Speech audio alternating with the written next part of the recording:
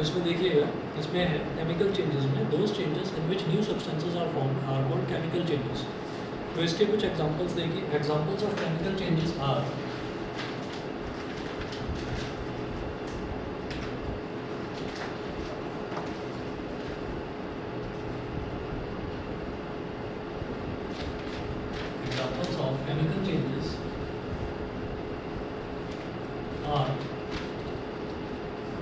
examples of chemical changes are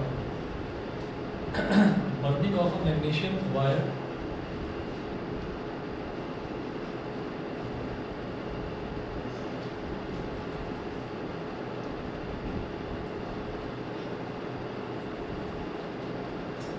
burning of a magnesium wire,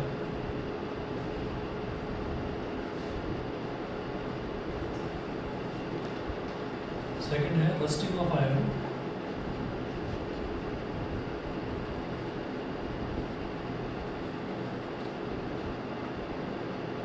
rusting of iron. Third है ripening of fruits,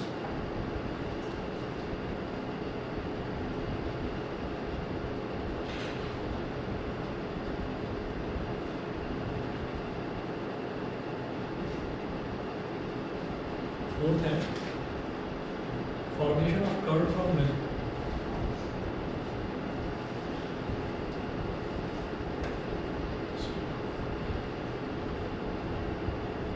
formation of curd from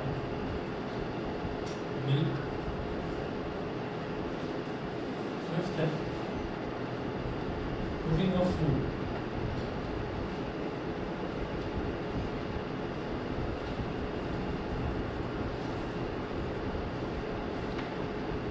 ठीक है, cooking of food.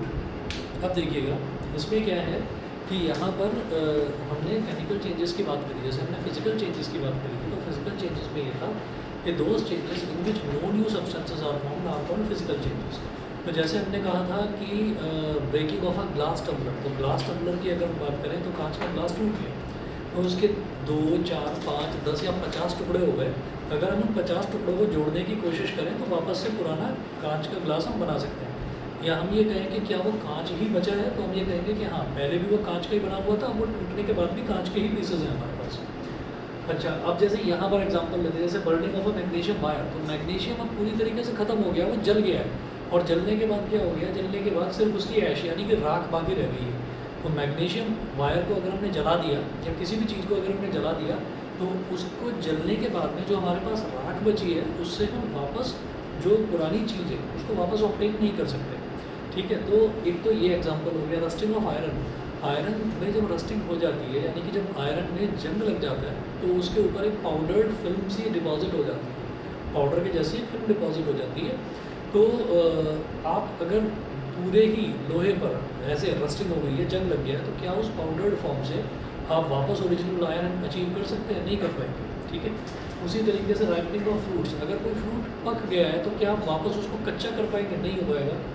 Formation of curd from milk, अगर milk से curd बन गया है तो आप कर्ड से वापस मिल्क नहीं बना पाएंगे।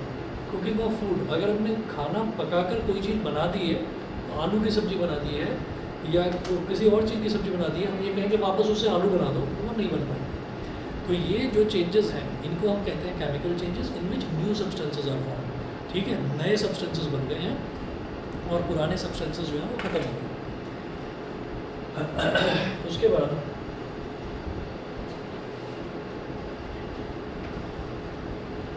Differences between physical and chemical changes, heading डालिएगा।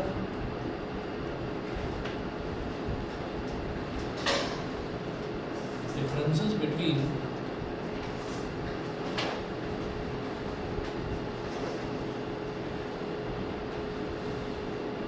physical and differences between physical and chemical changes।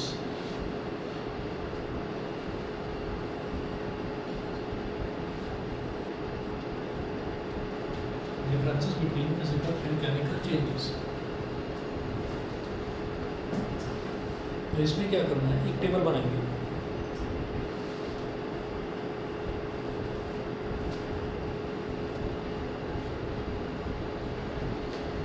एक तरफ लिखेंगे फिजिकल चेंज,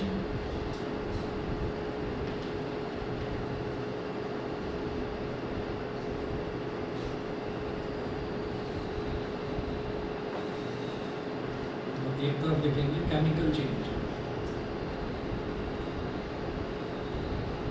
फिजिकल चेंज और chemical change. Physical change, chemical change. First है no new substances form in a physical change.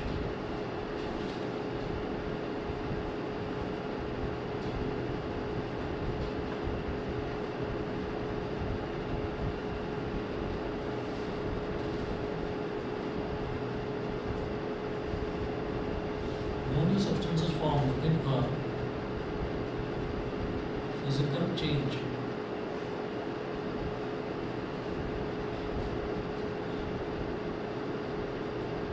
अब chemical change में लिखें, a new substances formed in a chemical change.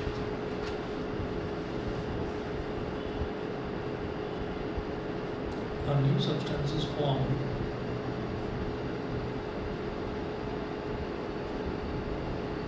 in a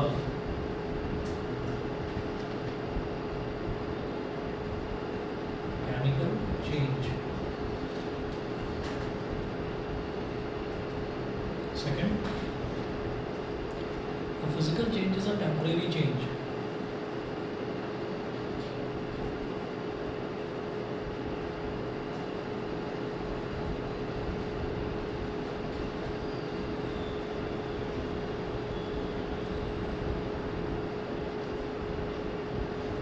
A physical change is a temporary change.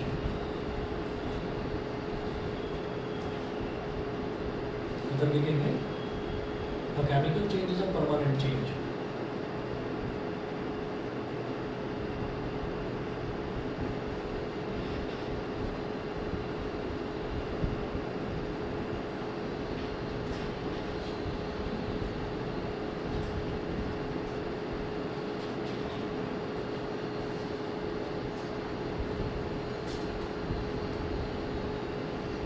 A physical change is easily reversible. Third,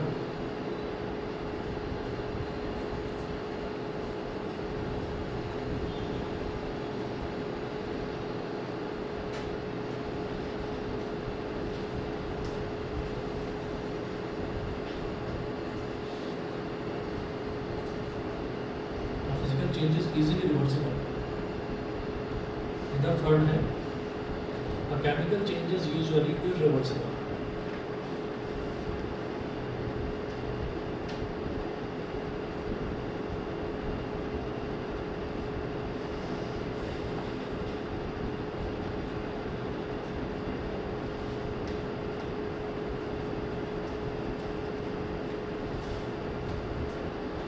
Is usually irreversible.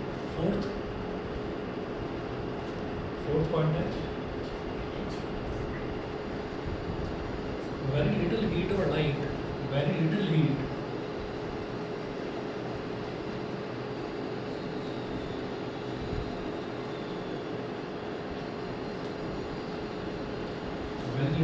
or light energy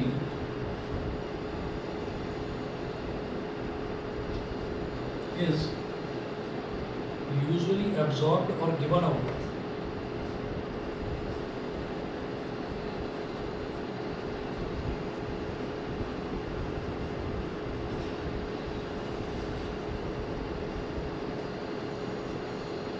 Absorbed or given out in a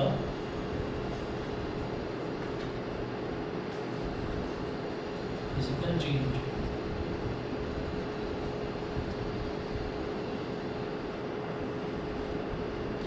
और इधर लिखें a lot of heat or light energy is absorbed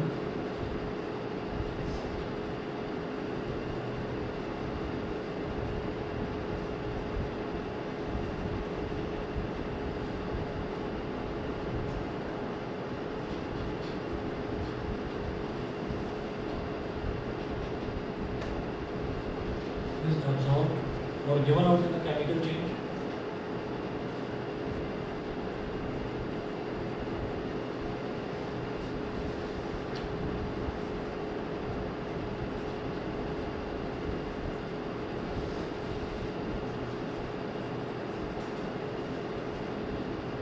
chemical change. ठीक है, पांचवा देखिए point,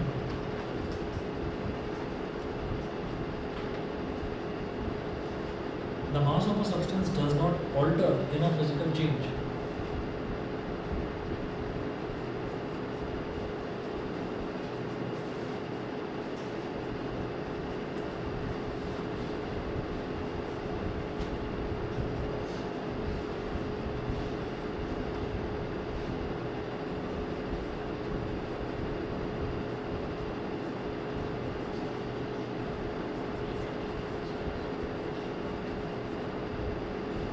does not alter in a physical change। इधर है the mass of a substance does alter in a chemical change।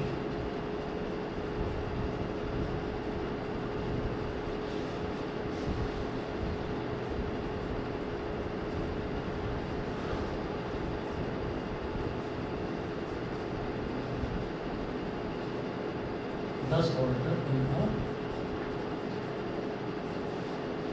chemical change।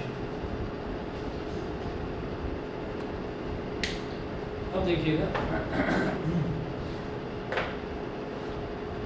हाँ जी, no new substances formed in a physical change. ये तो फिजिकल चेंज की definition ही है कि no new substances formed in a physical change. और इधर है a new substances formed in a chemical change. तो केमिकल चेंज में नया सब्सटेंस बनेगा। ठीक है, तो ये तो उसकी डेफिनेशन ही है। उसके बाद सेकंड देखिए, अ physical change is a temporary change. एक फिजिकल चेंज जो है वो एक टेम्परेरी चेंज होता है। जैसे हमने ये कहा था कि सॉल्ट का और वाटर का अगर हम मिक्सचर बना दें, ठीक है, सॉल्ट का और वाटर का अगर मिक्सचर बना दें तो वो सॉल्ट वाटर सॉल्यूशन तैयार हो गया। तो उसमें हम ये कहेंगे कि कोई नया सब्सटेंस नहीं बना है, सॉल्ट भी मौजूद है उसी पानी के अंदर और वाटर भी मौजूद है उसी पानी के अंदर। ठीक है, जैसे burning of a magnesium wire, जब उसकी हमने बात करी तो मैग्नीशियम खत्म हो गया, गायब हो गया, अब सिर्फ पाउडर फॉर्म में उसकी राख बची है सिर्फ। तो मैग्नीशियम वापस अचीव नहीं करा जा सकता, तो नया सब्सटेंस बन गया है वहाँ पर। लेकिन जब हम सॉल्ट वाटर सॉल्यूशन या शुगर वाटर सॉल्यूशन की बात करते हैं, तो अगर शुगर सॉल्यूशन की बात करूँगा तो उस सॉल्यूशन में शुगर भी मौजूद है, उस सॉल्यूशन में हमारे पास वाटर भी मौजूद है। तो यहाँ पर ये बोल रहे हैं physical change is a temporary change. तो फिजिकल चेंज एक टेम्परेरी चेंज है। क्यों? क्योंकि जब सॉल्ट वाटर सॉल्यूशन तैयार हुआ तो उसको अगर मैं गर्म करूँगा तो गर्म करने पर जो पानी इवेपोरेट होगा उसको कंडेंस करके वापस से पानी भी मिल सकता है। और जब पानी इवेपोरेट हो गया, कंटेनर में से बाहर निकल गया, तो उसमें जो बचेगा वो क्या बचेगा? सिर्फ नमक बचेगा। तो ये टेम्परेरी चेंज है, मतलब इसको हम वापस वही चीज़ अचीव हमको हो सकती है, टेम्परेरी चेंज है। अच्छा, इसमें है chemical change is a permanent change. वो मैग्नीशियम की वायर अगर जल गई या फ्रूट अगर पक गया तो फिर वो पक गया, वो वापस से ओरिजिनल फ्रूट की शेप में नहीं आ सकता, वापस जो कच्चा फ्रूट था वो नहीं बन सकता। तो ये परमानेंट चेंज है और ये टेम्परेरी चेंज है। फिर बात करते हैं physical changes easily reversible. Obviously कि अगर सॉल्ट वाटर सॉल्यूशन है तो हम वापस से सॉल्ट भी और वाटर भी वापस से हम अचीव कर सकते हैं। तो ये एक इजीली रिवर्सिबल प्रोसेस है।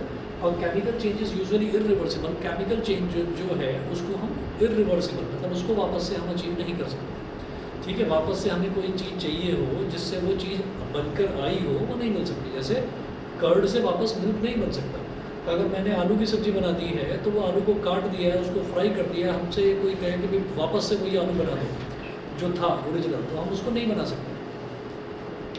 वेरी लिटिल हीट और light energy is usually absorbed और given out in a physical change. क्योंकि उसमें कोई नया सब्सटेंस बन ही नहीं रहा है, तो इसलिए उसमें ना तो बहुत ज़्यादा हीट एब्जॉर्ब होती है और ना ही बहुत ज़्यादा हीट वो लिबरेट करता है, प्रोड्यूस करता है।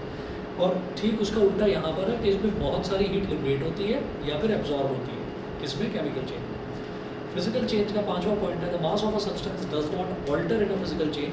फिजिकल चेंज में जो मास है सब्सटेंस का वो चेंज नहीं होता, ऑल्टर नहीं होता। ठीक है, जबकि केमिकल चेंज में जो मास है वो पूरा का पूरा ऑल्टर हो जाता है। आपने मैग्नीशियम को जला दिया, अब उसका मास कुछ बचा ही नहीं है, खत्म हो गया बेचारा। ठीक है, तो ये चेंजेस हैं फिजिकल और केमिकल चेंज में। ये टेबल अगर ये पूछा जाता है तो ये टेबल बहुत इंपॉर्टेंट है, ये आप लर्न कर लीजिए। फोर्थ है वेरी लिटिल हीट और light energy is usually absorbed और given out in a physical change. तो अब आप ये देखिएगा, जैसे मान लीजिए एक कंटेनर है, उस कंटेनर के अंदर पानी है, उसके अंदर मैंने शुगर को डाल दिया, मैंने उसको घोल दिया। तो जब मैंने उसको डिज़ोल्व कर दिया उसके अंदर, तो आप उस बर्तन को छूकर भी देखेंगे तो आपको कोई गर्म नज़र नहीं आएगा। ऐसा नहीं लगेगा कि हीट लिबरेट हो रही हो, प्रोड्यूस हो रही हो। ठंडा भी नहीं हो गया, मतलब ऐसा भी नहीं किया कि उस प्रोसेस ने हीट को अपने अंदर खींच लिया हो तो बर्तन ठंडा हो गया हो, ऐसा भी नहीं है। A lot of heat और light energy is absorbed और given out in a chemical change। अगर मैं मैग्नीशियम को जलाऊंगा तो ऑब्वियसली बहुत सारी हीट लिबरेट होगी, बहुत सारी हीट प्रोड्यूस होगी। तो इसमें हीट प्रोड्यूस होती है केमिकल चेन में, उसमें हीट प्रोड्यूस या एब्जॉर्ब नहीं होती, कुछ भी नहीं होता उसमें।